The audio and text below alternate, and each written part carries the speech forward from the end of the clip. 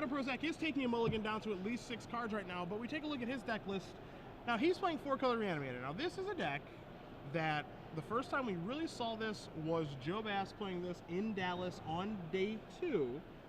On day 1, Joe Bass was playing Blue-White-Red Control. He's Akin Tabu, always playing Sphinx's Revelations, but now, on day 2 of that double standard open, he played this 4-color Reanimator deck. This deck surfaced on Magic Online. You know, it was winning some dailies, going 4-0, 3-1, kind of an off-the-cuff sort of deck list because it's not your Humanimator deck, which is 4 colors. This is a deck that has Boros Reckoner and Harvest Pyre in it, in its 4-color deck. As you actually see, Prosak looks like he's going down to 4 now. So, we don't know how much of a first game we're going to have, but we will take a look at his deck list of 4 Angel of Serenity, 4 Thragtusk, 4 Boros Reckoner, 1 Hunt Master of the Fells, 1 Sire of Insanity. Then you look at his spells, which is why I'm not terribly concerned about his mulligan of 4, because he can undo mulligans very easily. He has Faithless Looting, Grizzly Salvage, 3 copies of Mulch, 4 Unburial Rites, 2 Lingering Souls, 2 Harvest Pyres, and 4 copies of Farseek. So we're looking at a deck that has a lot of spells, can generate a lot of velocity, get through its deck very quickly to find that Singleton Sire of Insanity to bring back with Unburial Rites. They'd be able to consistently find Angel of Serenity to bring back with Unburial Rites, but additionally, it can actually find a Harvest Pyre to actually have that Boros Reckoner Harvest Pyre kill. So it's got like this kind of backdoor option that's really cool. So the Harvest Pyre, I haven't really interacted with this card since Innistrad Limited. Okay. It is a red and 1, and as an additional cost to cast it, you exile X cards from your graveyard, which this deck fills up its graveyard with regularity, and then it deals X damage to target creature, but with Boros Reckoner, you can redirect that to target player. That is correct. The combo that Jerry Thompson used quite a bit on his way to his first Pro Tour top 8 when he was at Pro Tour Gatecrash in Montreal, a combo that a lot of people did not see coming, but he was able to pretty much take people off guard with that combo, make his way to the top 8 before being eliminated by Joel Larson. Now, you don't see that combo that much in Blue Red anymore, but you actually see it kind of cropping up here in the Reanimator deck because you can get so many cards in your graveyard. Oh, Craig is accelerating big time here. He had a turn 2 Farseek into a turn 3 Rakdos Key Rune and another Farseek here. So on turn 3, he's got 6 mana. So the world is his oyster for turn number 4. He can cast any spell in his deck. He's got all of his mana online. He can even do something like attack with the Rakdos Key Rune and then play a 4-drop so long as he has another land in his hand. So he is off to a pretty good start while Prosak just finally draws his 3rd land, plays a Boros Reckoner and passes the turn back, which is nowhere near as good as what Craig is going to be doing on his next turn.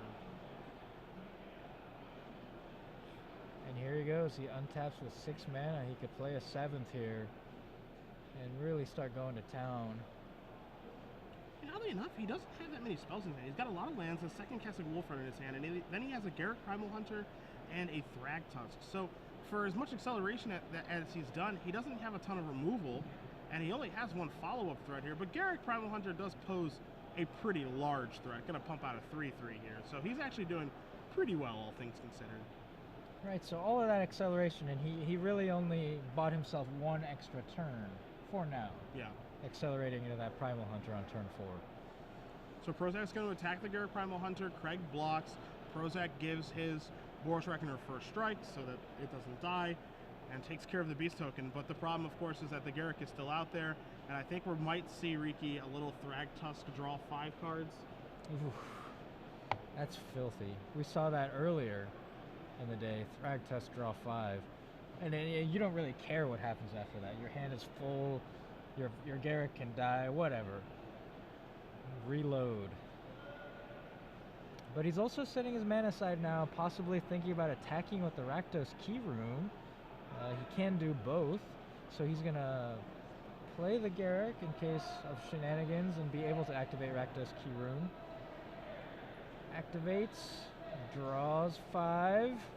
See the draws there, 2 Bonfire the Damned, a Thragtusk, Master of the Fells, and a Blood Crypt. So him flooding out a little bit and hoping to have a favorable draw step, he doesn't have to worry about that anymore. No. He is in the driver's seat here.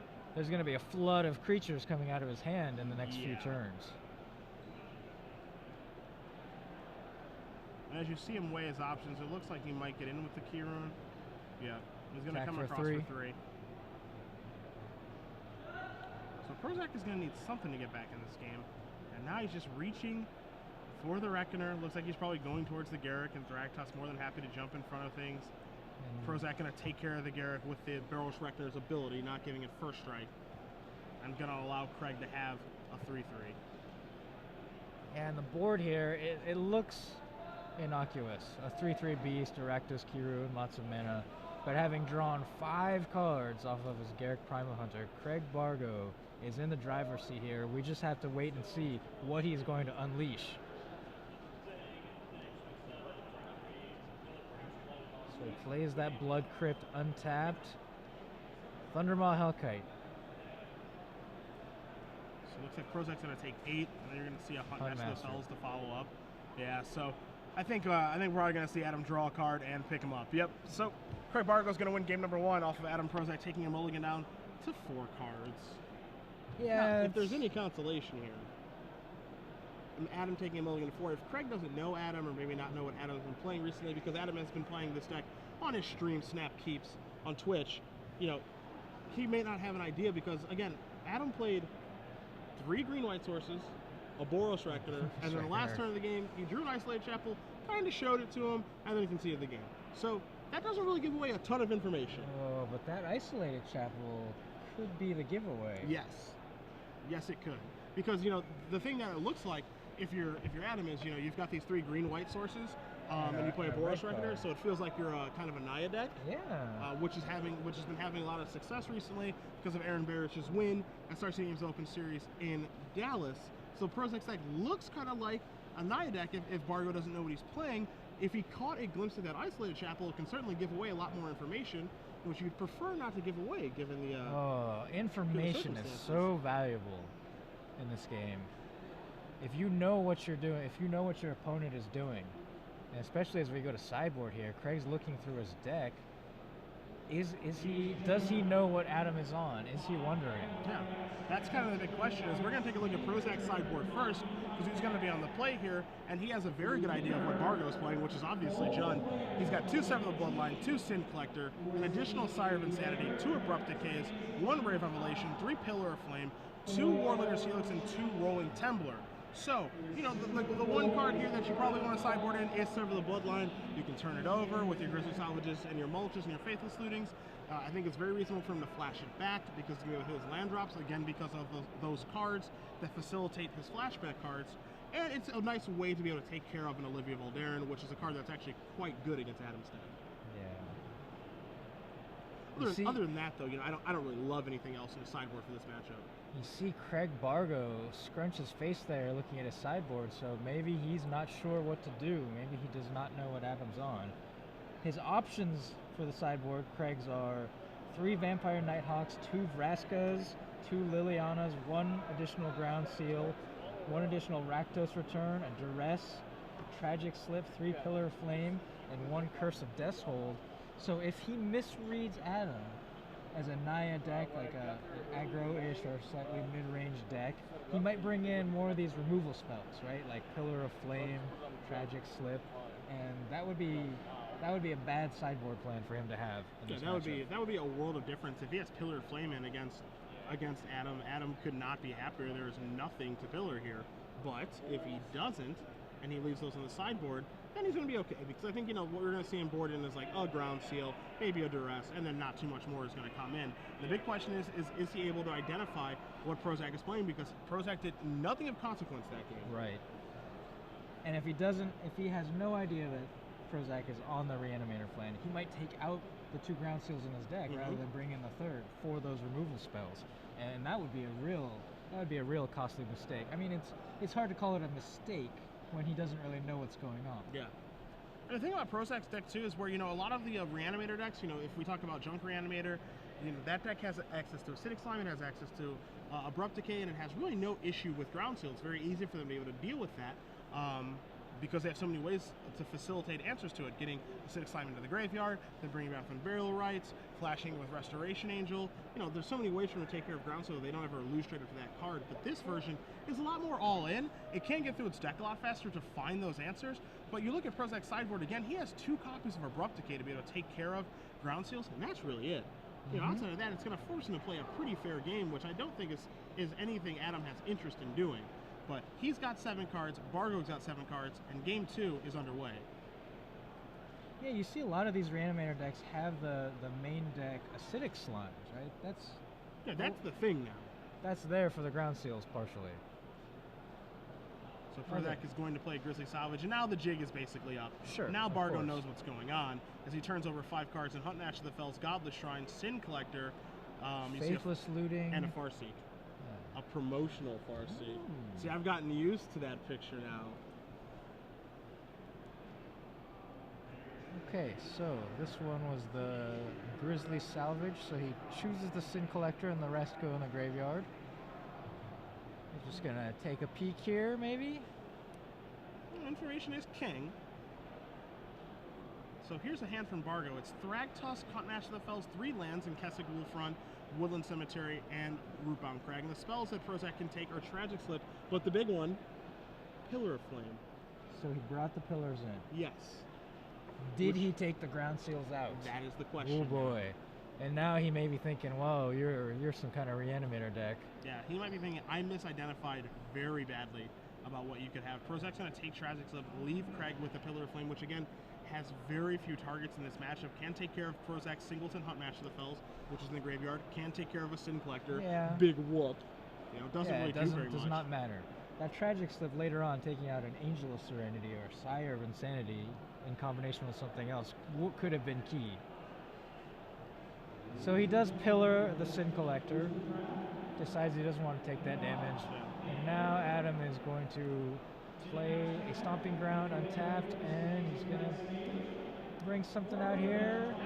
Faithless Looting. He's going to go looting for more cards. Draws 2, discard 2. A couple of Angel Serenities in his hand. They're going to discard one of those and a Sin Collector. Oof. So now what do you do if you're Craig Bargo? Most likely he's mis-sideboarded. Do you just continue on with the plan and hope you can beat him down with this Hunt Master? I mean, that's really your best bet, right? Like, you know, there's certainly no reason to concede the game, but at the same time, you know, Jund is a deck that doesn't really have any card drawing outside of Gareth Primal Hunter, and that there is some assembly required with that. So, you know, he's playing off the top of his deck, which is what Jund does, and hopes that things just kind of break his way. The bad news here for him is that Prosak has an Umbrella Rights for the Angel of Serenity. It's going to come back into play, and he's going to be able to get maximum value off of this, decide what he wants to get back from his graveyard, what he wants to take care of, which is just the Wolf token, and just move on with life. So he is doing absolutely fantastic this game. And again, like you, Ricky, it is my belief that those Pillar of Flames are in for the ground seals that started. At the very least, yeah. And it's not going to take much more than this Angel right here to finish it off. Craig's going to gain 5 life off of his Thragtusk, and at the very least can threaten to do some more damage on the ground. So Adam will need to do something to find some ground defense while the Angel beats away in the skies. You know, Adam even has the ability, as you're going to see him mulch here, so we'll take a look at these 4 cards in Dragon Skull Summit, Sever the Bloodline, Unburial Rights, and Lingering Souls. Adam has the ability to actually just flat race Craig because he has that Vault of the Archangels in his lands, so he can actually just put a couple guys out there and just start attacking and activating that, or using it defensively and making it so that Craig has bad attacks. He can flashback this Lingering Souls here, which he's about to do, and then next turn leave up that Vault so that these 1/1 spare tokens can trade with things like Thragtusk because of the Death Touch from Vault of the Archangel. And I just want to point out that old school mulch there. Do you like old school art? Yeah. What set is that from? That is from. Oh no, I think it's Tempest, but I feel like I'm wrong. As you see, Prosak is going to block. He's going to chump block with a 1 spirit token, leave the other spirits there, so that he can use that Death Touch potentially to trade with the Thragtusk later. And looks like a Wolfrun activation for 3, so 7 damage going to trample over. And we're going to see a Grizzly Salvage here at the end step for Mr. Prosak. It's Stronghold. For all you Twitter people out there who are about to correct me, I corrected myself. It's Stronghold. As here's a Grizzly Salvage. You see a Thragtusk, a Mulch, a Faithless Looting, a Godless Shrine, and a Blood Crypt. So again, you know, basically what Prozak's doing right now, Ricky, is he's just getting everything set up. He knows that he's in a very desirable position right now. He wants to make sure that he just doesn't die, make sure he has all the mana to cast his spells, make sure his mana's online, and he can just go from there, because without a ground seal from Bargo, Prosak just has time and mana to do whatever he wants. Yeah. Ground seal wouldn't even matter that much at this point. Adam just needed, if he gets a Harvest Fire, that could end it. Oh no, he would still need the Reckoning. Okay, so Craig Bargo still has some time. That Angel's coming in. Adam chooses not to gain the life by activating his Vault, and he's going to Unburial Rites a Thragtusk and just put some more creatures on the ground to trade off. Game 5 life. No big deal. Just get things in the way, and as you said, get things in the way and let Angel take it home. And you see the draw step from Bargo this turn. Amizium Mortars to go on with the Tragic, so he's got a lot of removal in his deck right now. And what I would say is too much removal in his deck right now. Amizium Mortars can still get stuff done. You know, one option he does have is, you know, maybe a Mortars the front end of the Thragtusk, you Tragic Slip the back end, you Tragic Slip with Morbid, you take care of the Angel's Serenity, but by doing that, you're giving Prosak back his Huntmaster Fells and his Sin Collector, and are you comfortable doing that? Additionally, do you have any other choice but to do that? That's the big question. We apologize here, we're experiencing some technical difficulties with updating the life totals. I believe what's going on is Craig is at 10 life, right? Because he took one more swing off the Angel. And Adam reanimated the Thragtusk, so he should be at 23 life. And as soon as we can, we will get those back up to speed, but I'll try to keep close tabs on that. You're going to see Bargo overload Amizium Mortars, going to take care of that Spirit Token, going to take care of the front half of Thragtusk. See Prosak checking to make sure he does have triple red, which he does with Blood Creek, Dragon Skull Summit, and Rootbound Crag. Thragtusk comes in, trades with a Beast. Craig gets a Beast, and then Tragic Slip on the Angel. Adam's going to get back a Sin Collector and a Huntmaster of the Fells. The third creature that was targeted by Angel of Serenity was the Wolf token, so that was completely fizzled. You see Bargo try to flip that Huntmaster of the Fells, saying, I played 2 spells. But Craig, that's not how Huntmaster works. That's only Ravager of the Fells. Yes. No spells for Huntmaster, 2 spells for Ravager. So let's see where Prozak's turn is going to begin. Looks like he wants to see if the coast is clear with a Sin Collector, get some information, sees that there's nothing going on. There's a flashback on Barrel Rights. It's going to get Angel Serenity. It's going to clean up some mess here.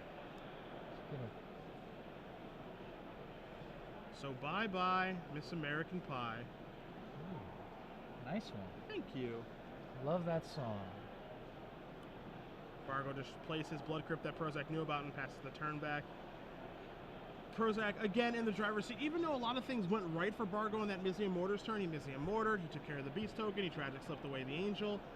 Didn't even phase Prosak. Prosak is so far through his deck, he's got so many options, as you see him cast a Thragtusk, that he's just so far ahead that there's almost no way for Bargo to catch up. Again, that's how important Ground Seal is in this mashup. Oh, I was just about to say that that's one of the things he could get here. The Bonfire. Well, this can turn a game around in a hurry, especially if there are multiples on the top of the deck.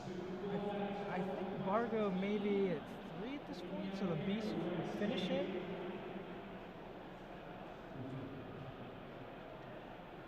He's just going to play that and pass the turn back. So Prozak's going to untap. He's going to draw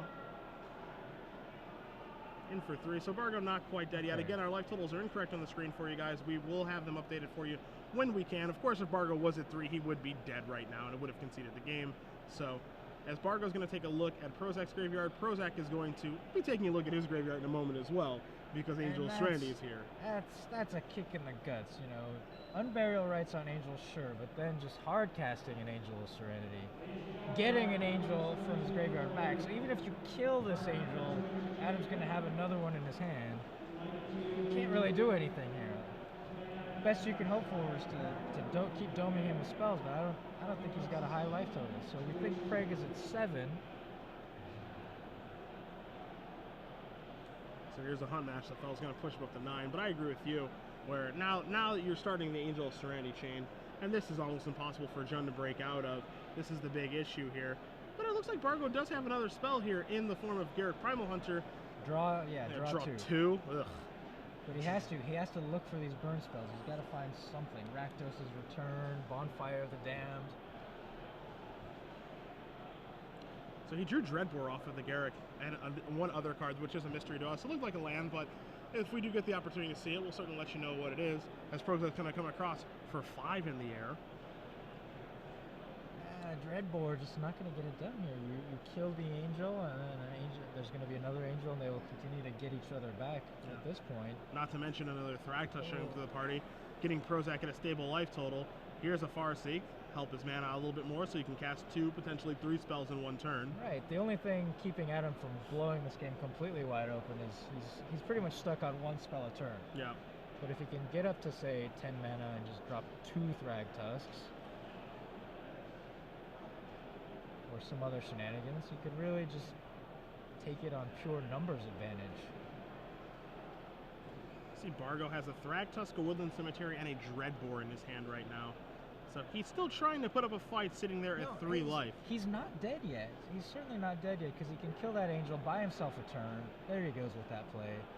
Adam's going to get back an Angel, looks like another Thragtusk, and a Sin Collector. Adam, Prosak shows Bargo the cards he's getting back, and Bargo just goes, yeah, I know. I wish that wasn't going to happen, but it is. So we have confirmed that these are the correct life totals. Craig just plays a Thragtusk and gains 5 life. He's at 9 life. Adam is at 17 life pretty comfortably, and with a lot of creatures in his hand. So he just needs to find the right sequence here to close it out. He doesn't want to give Craig too many draw steps. Like things like Bonfire can certainly turn the tide in a hurry. Yeah, that's the scary part, because one thing that Prosak can't actually lose to, as ridiculous as this sounds, is just running Bonfire the Damned off the top. I mean, multiple miracles can actually win this game here for Bargo. He's going for the throat here. Takes all 3 of Craig's creatures, leaving him with a beast token off the Thragtusk, and then Adam Prosak swings in with the Thragtusk and a beast, and the Thragtusk trades with Craig's beast and leaves a beast behind on Adam's Prosak side. I just said beast way too many times. That's it. All right, that'll do it. So now I think I want to watch Craig's sideboard here, because there he goes. He's going to his box. He's got to be going back to the box, right? Bring back those ground seals. Now does he have appetite for Reigns? He does not. I bet at this moment he was wishing he did. Yeah, appetite on the Unburial Rights is a key one. So some quick results for you guys while we watch Bargo and Prosak sideboard. Coming into this round, Caleb Durward sitting at 5-0. Our 4-1s of notable names: Jerry Thompson, Andrew Shrout, Jack Fogel, Michael Posgay. All those players, again, are 4-1. Durward are only 5-0 at the moment of notable players in the field. So 10 rounds today, halfway through the day. Caleb is undefeated. We'll see if he can keep that up. Other players still in the hunt. It's a long day. Chris Anderson and Jeff Hoogland are both 3-2, hoping that they will be able to sneak their way into the top 8. So we'll keep up with their results later. And we have just been informed that Jerry Thompson has lost this round. That's going to drop him down to 4-2. So his top 8 berth may have just been dashed. The Aristocrats Act 2 again, what Thompson is piloting, but unable to win this round, so picking up his 2nd loss in this 10-round, 590-person tournament. So now Craig Bargo has sideboarded back into the configuration. Oh yeah. And he's probably got that there. If he's got all 3 ground seals now. Of course. Possibly some more. What else? I mean, do you even want these discard spells? I really don't want Duress. I feel like, Adam is just going to play those spells like immediately, right? Like if he draws a Grizzly Salvage or Faithless Looting or what have you, he's just going to cast immediately a Mulch. And I honestly think that because the spells are so redundant, Adam spells, that Duressing any of them is really not going to do anything. It's not good value. So ground seal is really the key here, and Adam still has his Abrupt Decay. So we'll see what happens. Craig Bargo took game 1, but Adam Prosak did mulligan down to 4 cards and was not really able to muster much. The most interesting thing about that game was, for his 4th land, Adam played an Isolated Chapel and then scooped almost immediately, right? No, yeah, that happened in game 1. And that piece of information, that one land, could have been a clue to Craig as to what was going on, because the only spells that Adam played was a Boros Reckoner. Yep. So he did not pick up on that clue. So very important to pay attention to what your opponent's doing and try to glean whatever information you can, because Craig mis-sideboarded, brought in Pillar of Flames, probably took out Ground Seals, thinking that Adam was some kind of mid-range Naya deck. Yeah, I'm very interested about that play, and I'm going to bring it up to Adam. I want to see what his line of thought was, like if he even realized that he played the Isolated Chapel. You know, did he even realize that he did that, and by doing it he can give away free information? You know, that's the interesting thing to me, is if he even realized that he made that what seems like to be a minor mistake, but it kind of could have ended up, being a major one. Instead, he got lucky there. Craig Bargo missed sideboard. He's now ready for the Reanimator matchup and leads with an Overgrown 2. I see a Farseek over there, but I do not. I see multiple Farseeks and no Ground Seal right now. So Prosak is safe so far. He's just going to play a Blood Crypt and pass the turn back. Well, Craig's going to set up here. You don't need the Ground Seal immediately. Yeah. Farseek, get your mana ready. You see the Huntmaster of the Fells there, so you could go into a turn 3 Huntmaster of the Fells. Establish some board presence with the 2/2 and the 2/2 Wolf token. See if Prosak has a Farseek of his own or not. He's going to take 2, so this is representing some sort of spell. Could be Jersey Salvage, could be Mulch. I think in a perfect world for him, he'd like for it to be a Farseek, so we'll see which one it is. Alright, that's a Grizzly Salvage to me. Could also be an Abrupt Decay, of course, but... There's your Huntmaster of the Fells. Would he take 2 to leave up Abrupt Decay? Nah. It had to be the It's almost certainly salvage. So here's a Blood Crypt, a Farseek, a Stomping Ground, a Faithless Looting, and a Thragtusk. And now it's decision-making time, and now it's time to craft a game plan about what to do to get himself back in this game, because he's already behind and he's got some serious catching up to do. Picks up the Blood Crypt, drops that Faithless Looting into the graveyard. Oh, he's just gonna... Oh, he's got Sin Collector in hand. Show me what you got. Put him on the table. So now he wants information, and what he's going to see is a Bonfire of the Damned, a Farseek, a Thragtusk, and a Rakdos Keyrune. But what's important here, of course, Ricky, no 5th land. No 5th land, yeah. So, you know, if Bargo's turn is Rakdos' Keyrune plus Farseek, you're thrilled if you're Prosak. Yeah. And there's a Putrefy. So yes, you're absolutely ecstatic right now that Thragtusk is not showing up.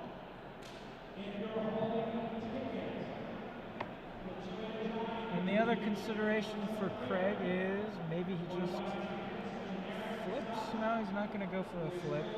He elects to cast Rakdos, Keyrune, and Farseek. And this guarantees that he can play the Thragtusk next turn. Yes. So now if you're Prosak, you know Thragtusk is coming to the party next turn. You can account for the things that could happen here, right? You know, Thragtusk is either coming, or maybe Rakdos, Keyrune, plus Huntmaster of the Fell are coming into the red zone.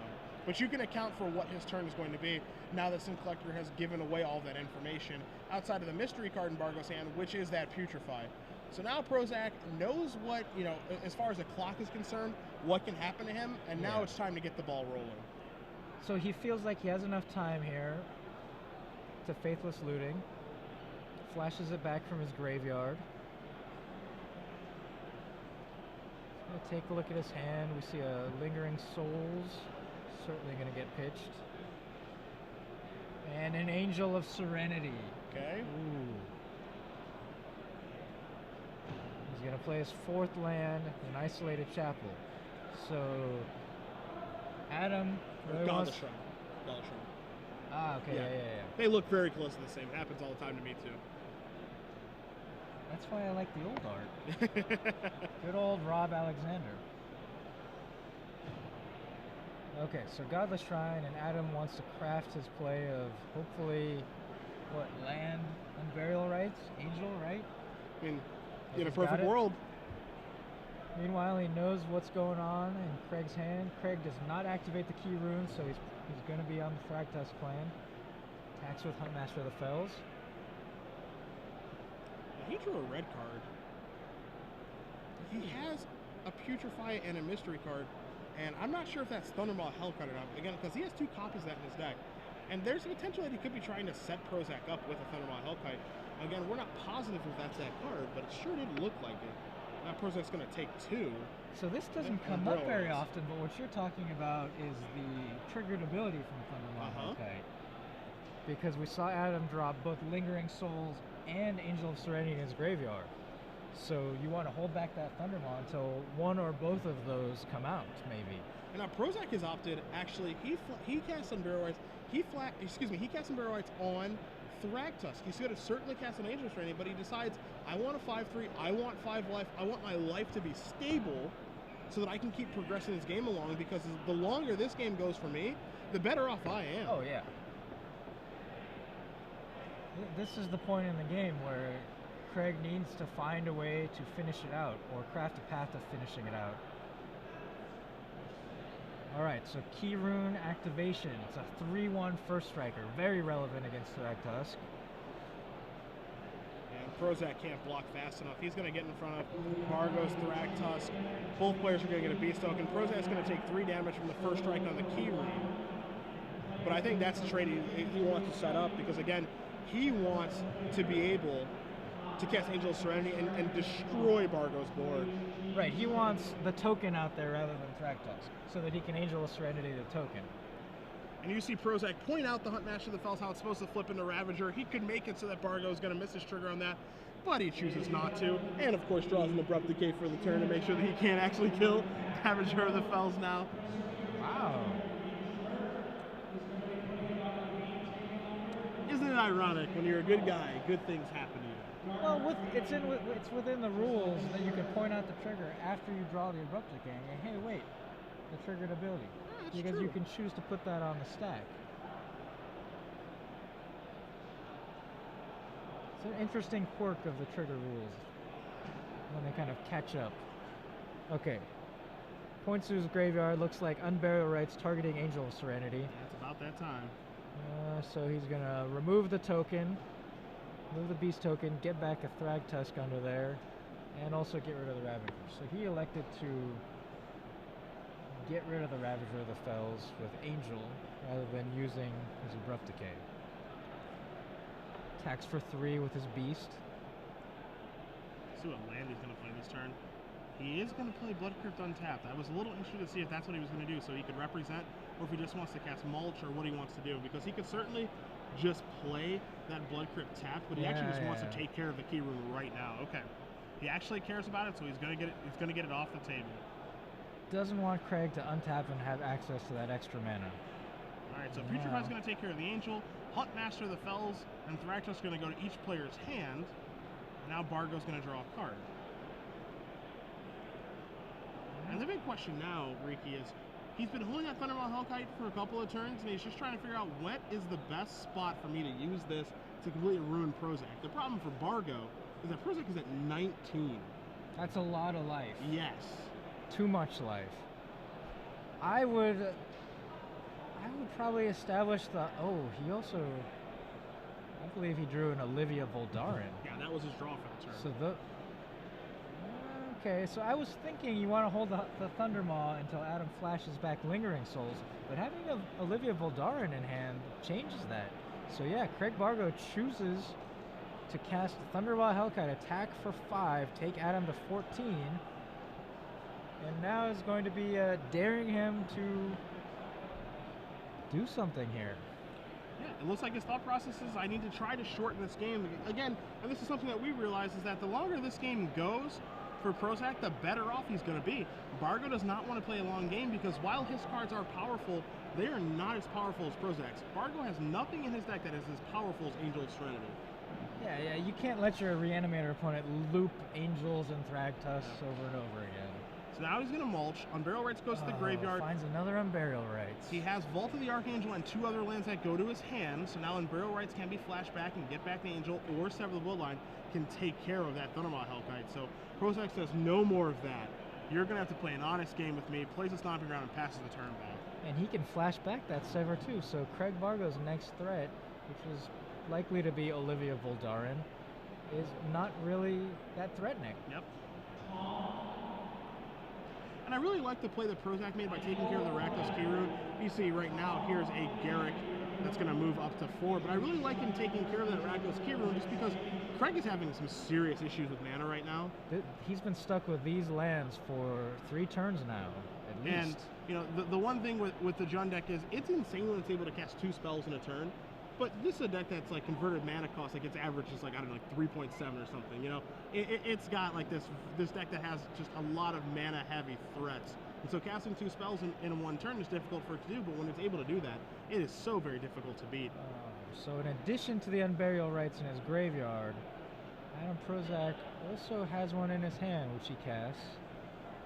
Removes the Beast token, gets back a Sin Collector, and attacks Garruk down to 1 loyalty counter. And now we're going to see Lingering Souls get flashback to a card that we saw get milled early, but it has not been relevant until now. Actually adds a nice little presence to the board for Prosak, gives him something more to do with that Vault of the Archangels, and lets him pick off a Garruk Primal Hunter. So Prosak is doing quite well right now.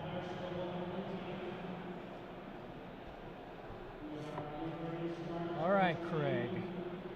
How are you going to dig this one out?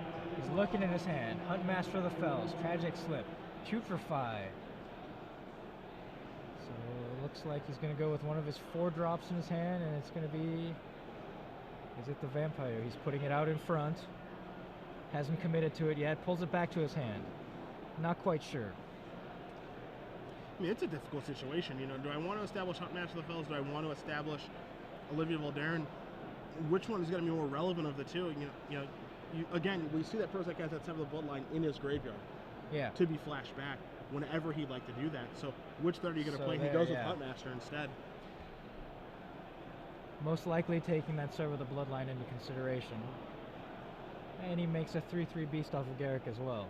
And luckily for Craig, the Beast and the Wolf are different tokens. It's relevant with Sever the Bloodline here. You don't want them to be the same. So here comes the big Angel. Flying in. Garruk's going to bite the dust. So Adam there, playing around the Tragic Slip. Yep. He knew he had that, I believe, from a much earlier Sin Collector. And I like that a lot too, right? Where he could have just attacked the Garruk, which was on 2 with both Spirit tokens, and the Angel Serenity goes to the face. But he wants to make sure that he gets that Garruk out of the way. He doesn't want that to ever cause any problems for him. He does the 2 damage with the with the Spirit tokens. You see him resolving a Farseek and a Thragtusk here, and he's just kind of humming along. You know, he wants to make sure that he's using all of his mana every turn, or at least most of it every turn. Wants to make sure that he's getting maximum damage output, or at least taking care of the problems, no questions asked.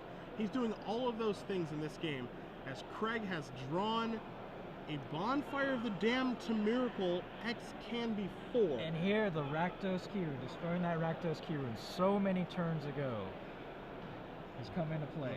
Did not have enough mana to take out that Angel. But it looks like X is going to be 3 here, Riki.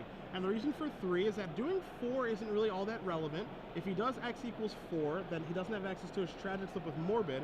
So you see him have X equal 3. Yes, Thragtusk and some other things are going to die. You see Prosak gets a Beast token from his Thragtusk dying. But now Bargo can actually take care of the Angel and at least play a little bit. Adam's only at 9 here. So Tragic's okay. He's going to go aggro. 1, 2, 3, 4, 5, 6, 7. Craig decides that he needs to be the aggressor here and end this as quickly as possible. Chooses not to finish off the Angel. Tragic slips the 3/3 Beast token that Thragtusk left behind and gets in there with his team. This is going to be very close. Adam has another Thragtusk. Does he have an Unburial Rites for the other Thragtusk too? Okay, well, how about double down? Yeah, how about gain 10 life against your attempts to be aggressive? That'll slow you down a little bit. Put on the brakes. And Prosak felt that slowed him down enough that he can actually get in with Angel of Serenity too. So, me oh my, a big turnaround that turn. Now Craig wishes he had the Sever the Bloodline. Yeah. Multiple Thrag Tusks. Gain 10 life. Can't even really get rid of them profitably here. Now Bargo's going to take 2. He's going to play Olivia Voldaren. He's going to... Yeah, he's playing to take that Angel now. Yeah. He sets up with that untapped Stomping Ground so that he can ping the Angel of Serenity, untap, and steal the Vampire Angel. Yeah, that plays a little bit curious to me just because he knows Prosak has that. So, he basically dealt 2 points of damage to try to represent, a shot with Olivia, but I think those 2 points of damage actually matter. I think you just hope that he forgets. Okay. At that point, maybe he forgot himself, but at the very least, that's your best chance here. You don't have any other ways to deal with Angel of Serenity. And you see Prosak among those 5 lands that he has, one of them is Vault of the Archangel. So he activates that. He's going to give his guys lifelink and death touch. So he's going to gain 15 on this attack. He's going to push himself up to 27. Yeah. And now Bargo is just going to have a lot of difficulty catching back up now. Getting time walked by that Sever. I mean, he's got Putrefy, but killing the Angel isn't really dealing with it.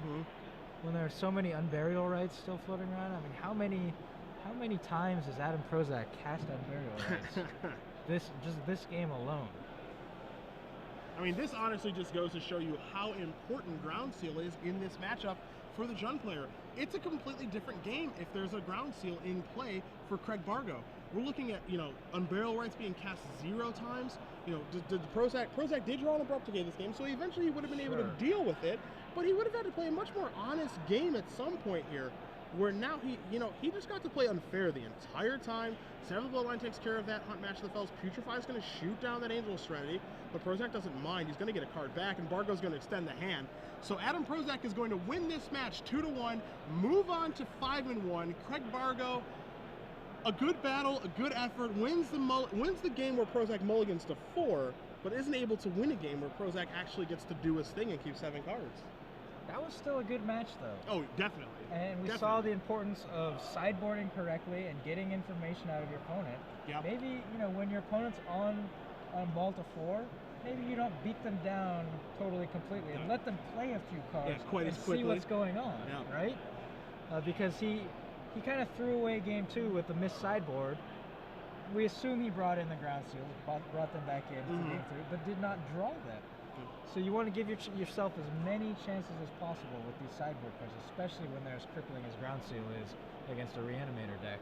And, that's the big one where, if I get a chance to talk to Prosak at some point today, I feel like that's probably the conversation that these two are having right now. Is like, I feel like Bargo's like, yeah, I didn't leave Ground Seal in game 2. I have Pillar of Flame because I didn't see you do anything.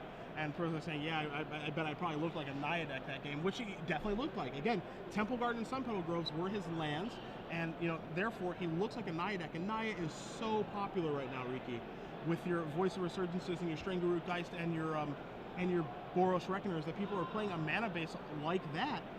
And it makes it look like, okay, he's Naya that mulligan to 4,